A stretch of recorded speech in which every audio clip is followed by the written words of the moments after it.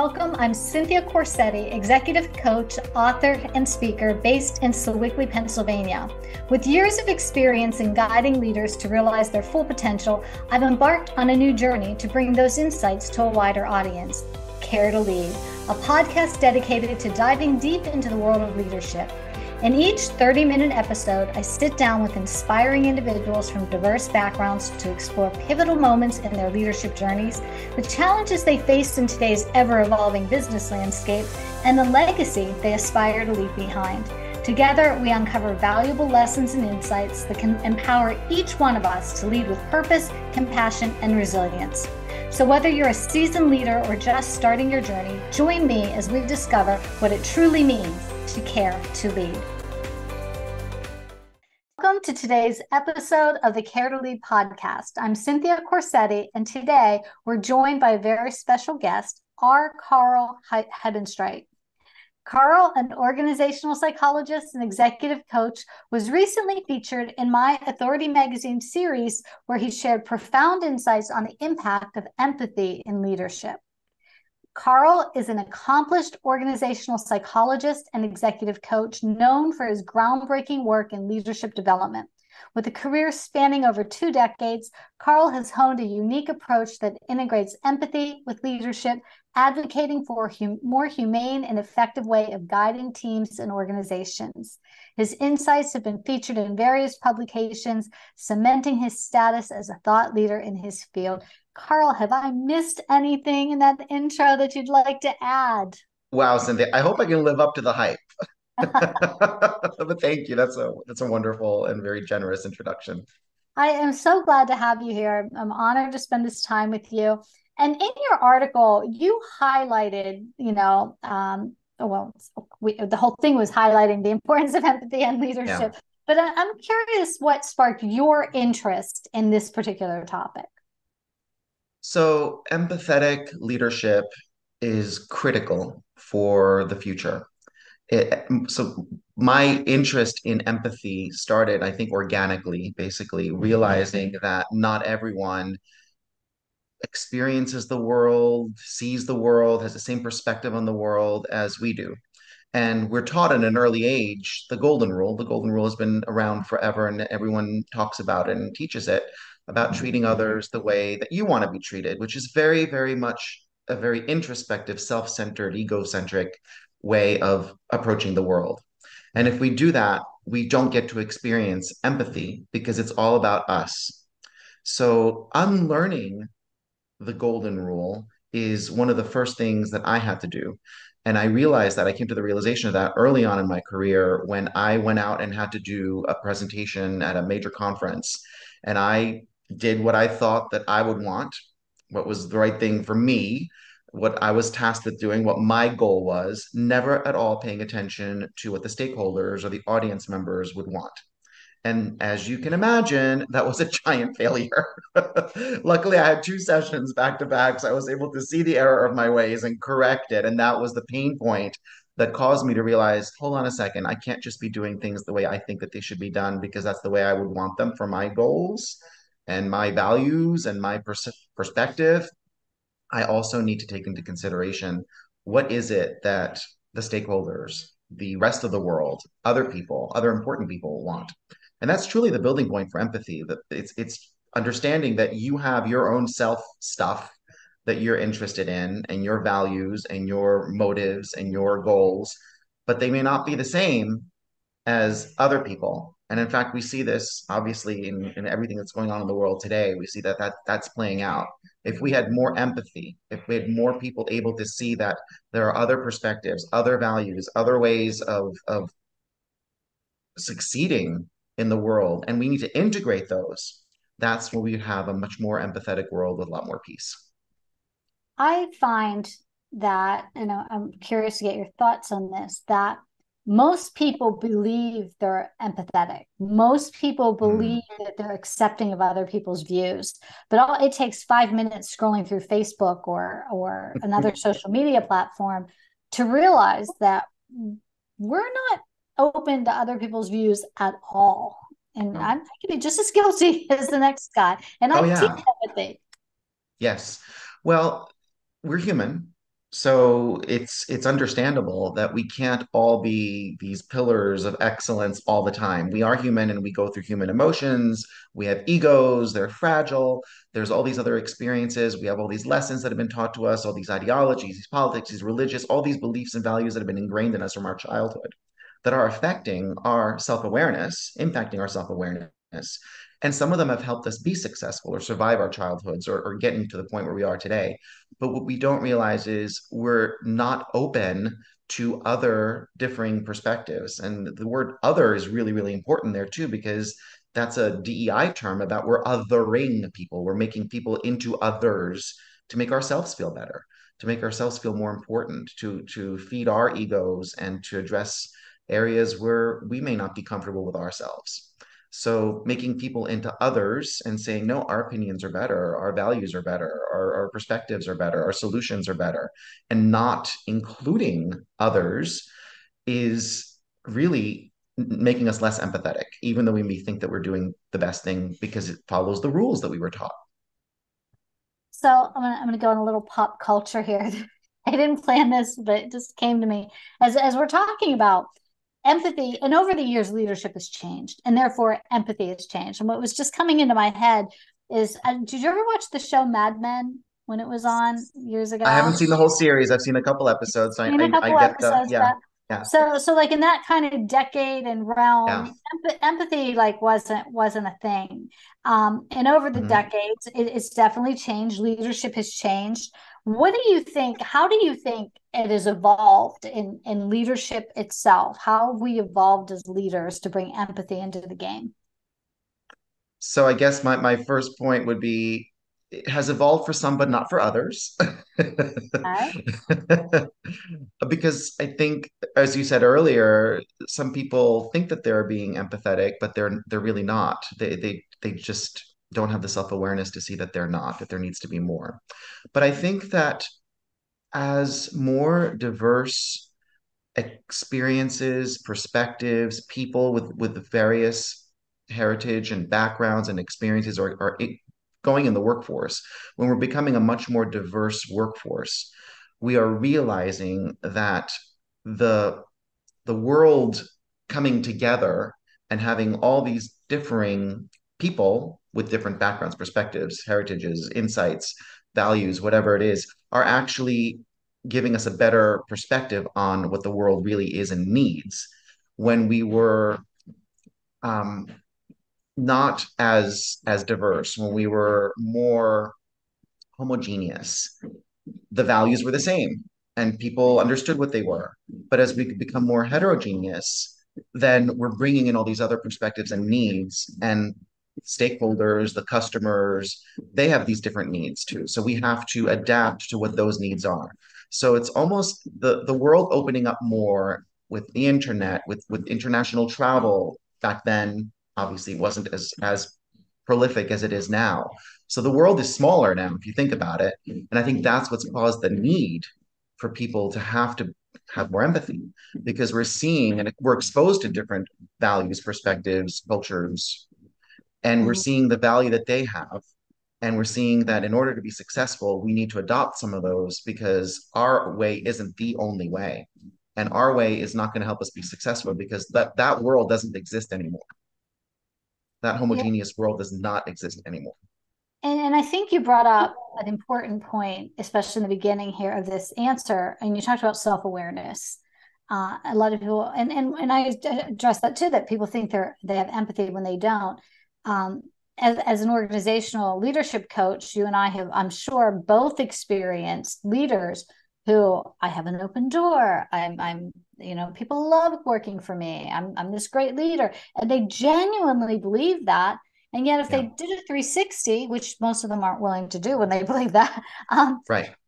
they find that they're not perceived that way at all. Right. So I think Yeah. empathy is similar to leadership, where its perception is the reality, how other people see. Yes. You can think you're empathetic. So, what would you tell a leader on self awareness with empathy and leadership in general? So 360s are an amazing way for people to get that insight that they're lacking, of course.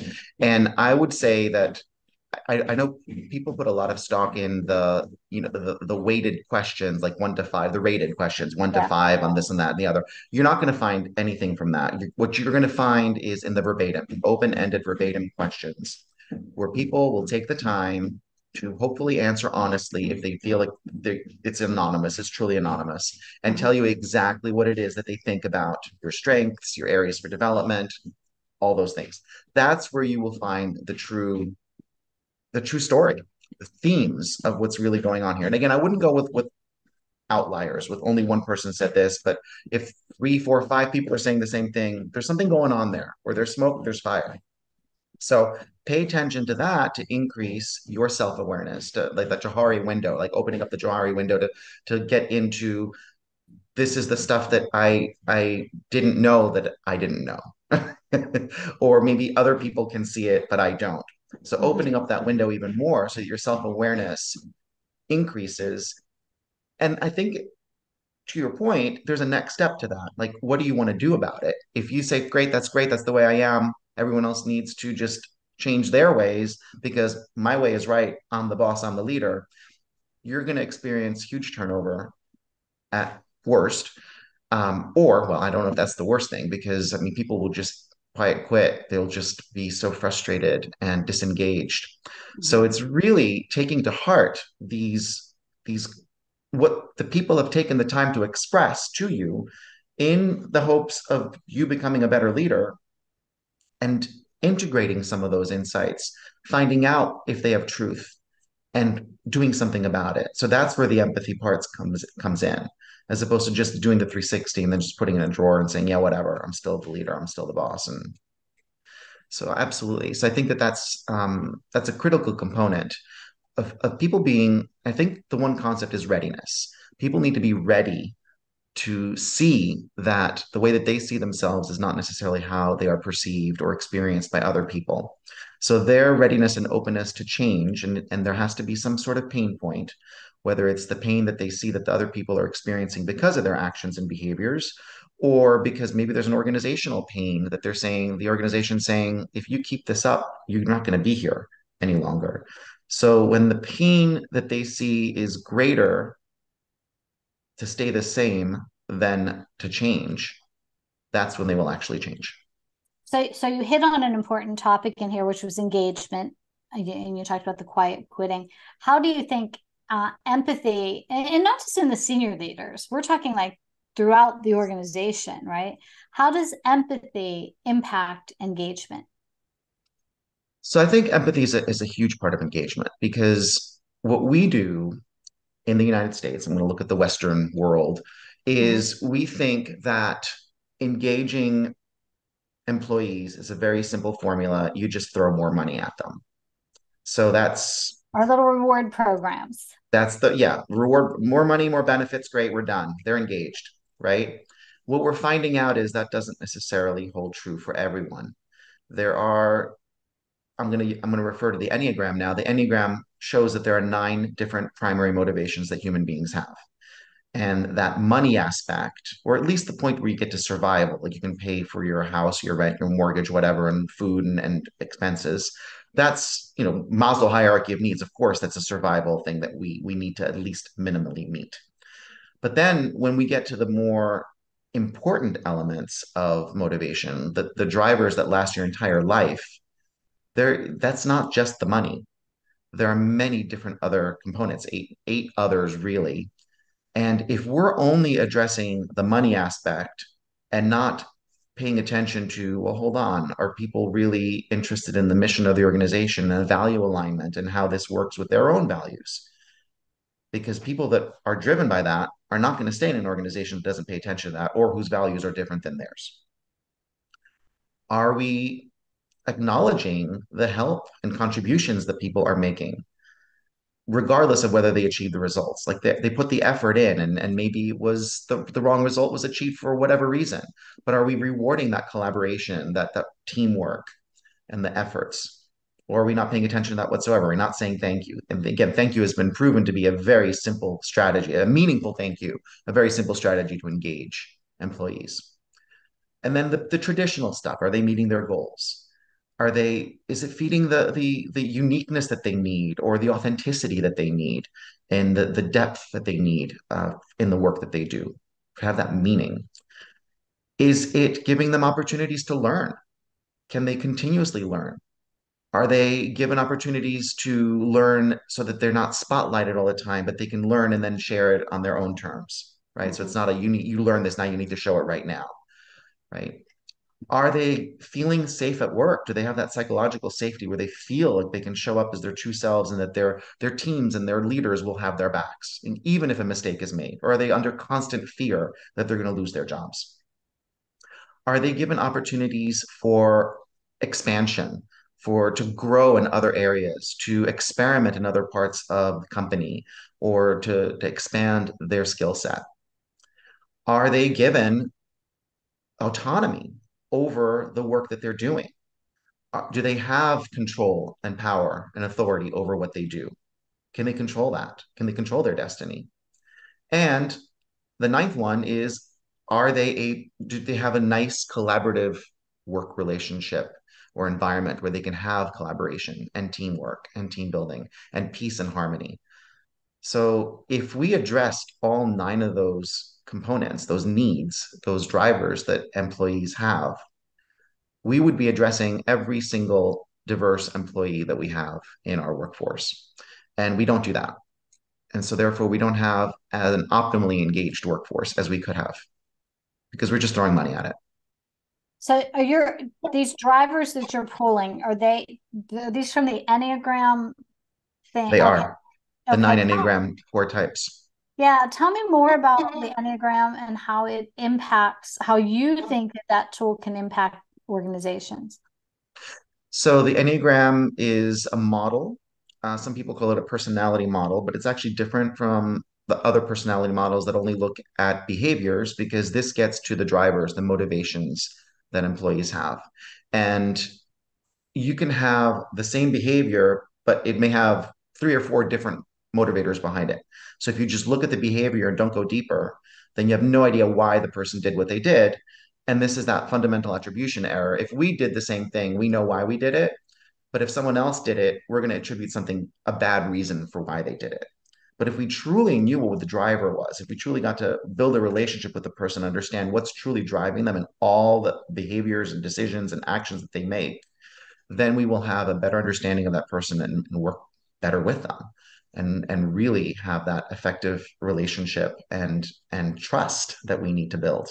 So that's truly a trust building, and it's a great way to build teams and also to build emotional intelligence Mhm. because it helps you to identify your own core motivation, your own core drivers that are with you for your entire life, and it shows you that other people on your team, in the organization, stakeholders, customers, whatever, may have different ones. And if you find out what their different drivers are, you'll automatically know what their hot buttons are, what their values are, how they behave under stress, what stresses them out, how they behave in comfort. So it's a very intricate and involved and deep system that helps you to understand all that. And if you have the self-awareness and then the empathy for your coworkers and how they're showing up and what they need, then you can integrate all those to help your own self-development, but also become more empathic and grow your emotional intelligence. Awesome. I'm curious, in your view, how does empathy influence decision-making processes? It drives inclusivity as opposed to someone saying, I'm the boss, I'm the leader of this team, I'm the whatever it is, I'm the expert in this area, I'm going to make this decision with my own limited myopic background. Empathy says, hold on a second, let me be curious about this. Let me open up the lens and say, there might be eight other ways of looking at this problem and eight other solutions. And the one that I come up with may not be the best one. Wouldn't it be great if we can look at and integrate all of these eight other ways of thinking, perceiving, and come up with an even better, more robust solution? I actually wrote a book. If you point it there, it's Nina and the Really, Really Tough Decision, which explains that to children. So, well, children and the adults who read it to them. about those nine different ways of decision making, nine different ways of looking at a problem or an issue, and how to come up with a decision based on that, and how important it is for us to integrate all nine of those lenses every time we have a problem or a challenge. I love that. And I'm curious, in a fast-paced business world, how do we balance decisiveness and that factoring Yes. in all the different aspects of decision making? So I think the integration of those all those nine different perspectives is the balanced shortcut fastest way to whatever way you want to address it. Because at the beginning, we're going to say, I don't know these nine different ways, but I have these nine different ways on my team, hopefully. All these different, but the ultimately the energy is still all those nine things are within us. We're focusing on one, not the other eight. So if we have others that have a strength in those other perspectives, calling them, getting their input at first is going to take more time because, of Mhm. course, it takes more time. But then as we get more used to it and we integrate it into our own way of thinking, that's the shortcut. That's the building of the empathy and the emotional intelligence within us. So we don't have to rely on always externally calling on this person who may not be available to provide their input because we know how they think or why they think that way, and we can integrate it into our own way of thinking. So that's the shortcut. That's the fast-paced decision making because you can have it there and then you can say, hold on a second, let me go through the rubric because I know that there are nine ways of looking at this thing. So I don't have to call nine different people or eight other different people. It's all within me and I can just think about it and focus on it and access it and make the decision quickly. Awesome. What do you think there are some misconceptions out there about empathetic leadership? Weakness, for sure, weakness. Or as you said in your question before, that it takes too long. Right. And I think that those are the misconceptions. But I think it takes even longer when you make a wrong decision to fix it. So if you realize that if you made the right decision from the start, you're not going to have to correct it down the road and look foolish. It's similar to leaders that, when you tell them delegate, and it's just like so much easier to do it themselves than it is to teach that other person. But you teach them once, maybe twice, depends on how fast Yes. they learn. And But then it answer some questions along the way, but you're not spending that whole time doing it. Yeah. Yeah, but yet they spend all this time in the weeds doing these tasks that because they don't want to delegate. But I think what I'm hearing from you, it's kind of the same thing in this decision making process. Like get through this process, learn your rubric, get it sealed in your mind, and then it's going to go faster. It's going to go faster and you're going to make better decisions And we that all are make truly more decisions. inclusive automatically. Yes, automatically more inclusive. Yeah. That's not to say that, the environment isn't going to change and, you may have made a decision that may not be correct. But if you did take into consideration Mhm. all those nine different ways of looking at it, and that, of course, the type six, you have backup plans. Type six is really great about what could go wrong and what do we have to think about in order to make it still go right. So if you've done that part of your due diligence and preparation, you will have the right decision because you'll have a backup plan. If this didn't go right, then I need to course correct by doing this. And you will have already thought of it.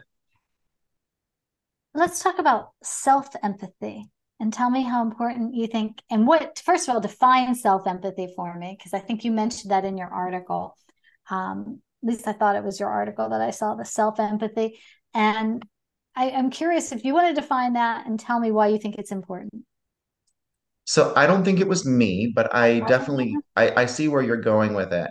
So self-empathy would be um, to really give yourself grace and accept your own limitations, know where your strengths are, know where your blind spots are, know what you're more prone to doing and what you're less prone to doing, Mhm. and try to build up that extra those energies that are not as high. Those areas or focus areas that are not as high for you or not as easily accessible for you. So just having empathy and um, just allowing yourself to make mistakes and being understanding that you're human and being empathic about that, knowing when you're tired and exhausted and when you can't, and having boundaries, setting up boundaries. So being fine with that. Um, Absolutely. So forgiving yourself, basically. So I think that's where the self-empathy comes in. Tell me about how you would just compare and contrast vulnerability and empathy, or especially self-empathy. So most leaders are taught to not be vulnerable. They have to show up as strong. And they don't realize the paradox that it's the more you show up as strong, the weaker you are. The more people see how weak you are because you're not addressing those areas of weakness, and those become more and more blatant.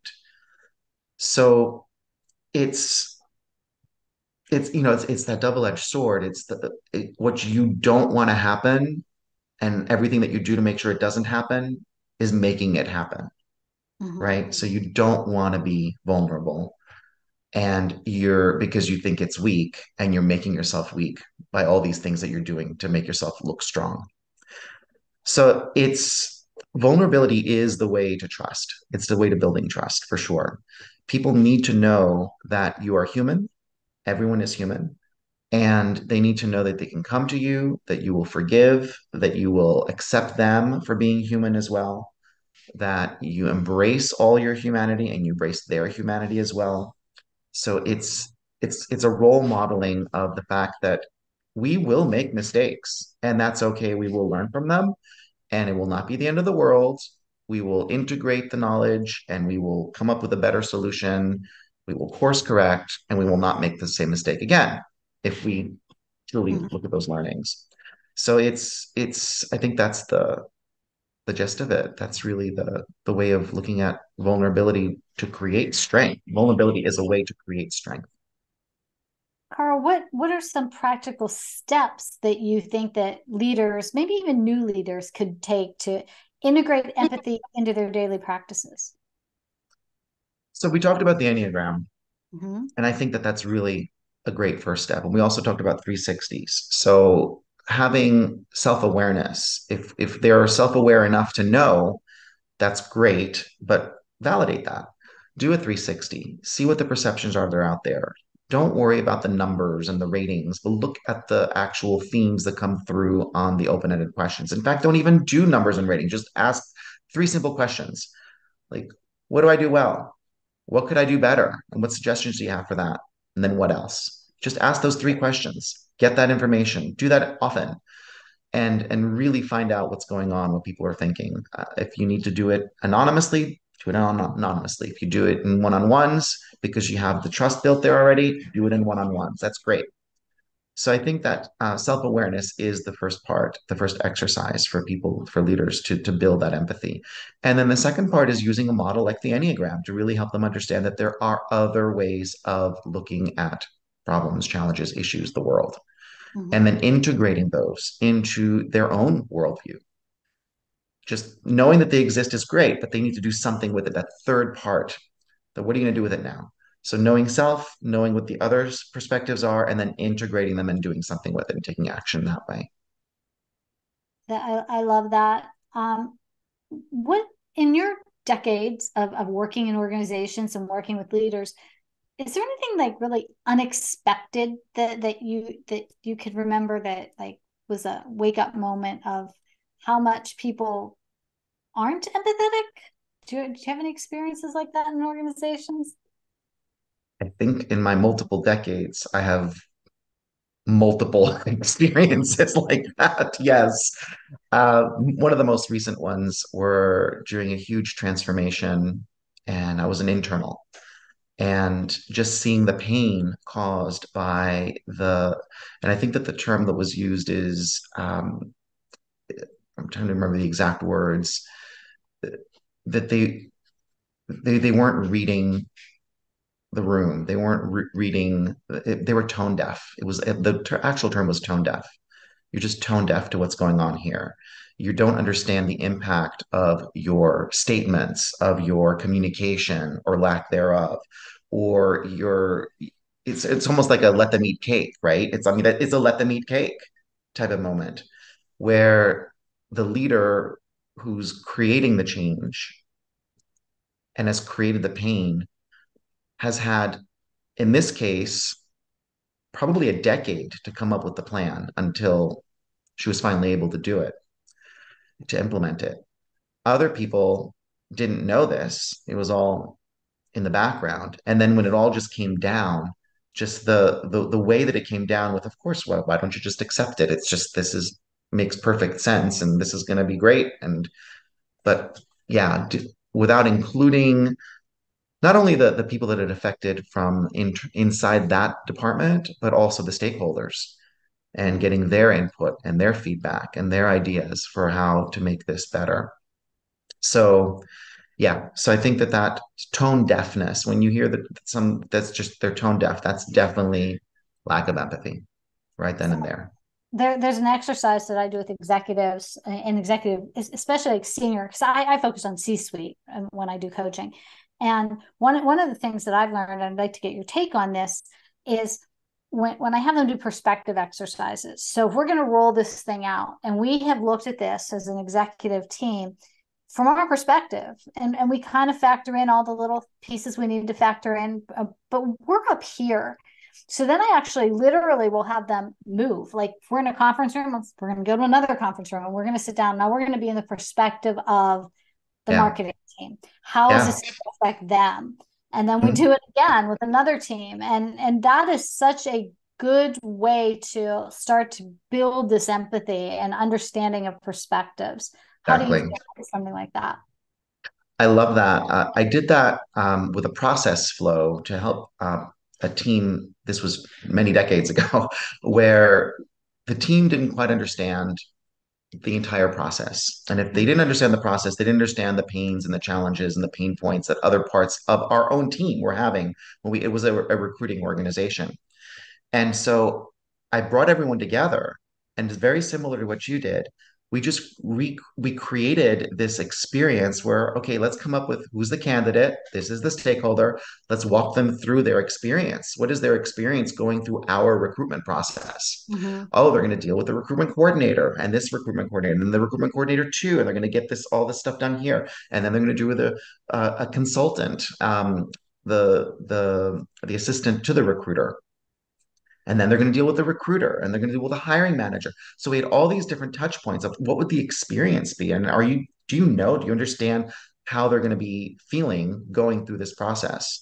So Mm-hmm. what is, and we recorded it. We actually videotaped it. So they could be reminded of it. And also anyone new that came into the organization could also see what the experience was and how we could streamline the process and make it better and more meaningful. That's awesome. Okay, you want to tell us a little bit more about your organization and how you work with clients and what kind of clients you work with? Absolutely. Thank you. Thank you for asking. So the name of my company is Perform and Function. I'm a solopreneur, so it is just me. I have tons of people that I know and work with, though, that I can bring in when the projects get large and or if I'm unavailable. And I focus on executive coaching. I also do organization development consulting. I'm an author. I've written The How and Why, Taking Care of Business with the Enneagram, now in its third edition, and it's in color this time. So it's exciting. And I also have the children's book, Nina and the Really, Really Tough Decision, which again is also Enneagram based, but without calling it out as the Enneagram. It's just 9 different ways of making decisions and looking at the world to make decisions. So I use the Enneagram a lot in my work because it does build empathy, it does build emotional intelligence, it builds trust. It's great to work with individuals when it's executive coaching, and it's great to help develop teams when they are working with their teams. And it's also great for executives when they're working together. So a lot of times I will have a new executive that's brought into the organization, and the CEO will want to say, okay, I need to know how best to work with this person. What is their core type? What is their thinking style, their action style, their feeling style? Where will they go under stress? How do I prevent that from happening? How do I get when that does happen? How do we ease that? What are the interpersonal dynamics? So what's the communication style? What's the reward style? So having those types of upfront conversations based on the Enneagram and the Enneagram reports that we have to help get that relationship off on the right start. So doing that, I also help startups with making sure that their supervisors and managers, first-time supervisors, are effective by having a toolkit that can help them be as empathetic as possible. How can people reach you? So my website is www.performandfunction, like form and function, but it's performandfunction.com. And I'm also on LinkedIn as R. Karl Hebenstreit and Karl with a K. Awesome. And I want to thank you today for sharing your expertise and experiences with us. I love your insights. You just have a lot of great ways of looking at things. And I learned a little bit about the Enneagram. I'm actually going to check it out a little bit more. Yeah, So let me know. I'm very passionate about it, as you can tell. I'm very happy to talk to you or anyone about it. Cynthia, it's been a wonderful time. Thank you for your questions. Thank you for your interest and your passion around this topic as well. thank you. And to our listeners, we hope today's episode inspires you to embrace empathy in your leadership journey, creating a more connected and effective workplace. Leaders who care to lead. Thank you. Thanks for watching the Care to Lead podcast. Don't forget to like, share, subscribe, and hit the notification bell for more videos and updates.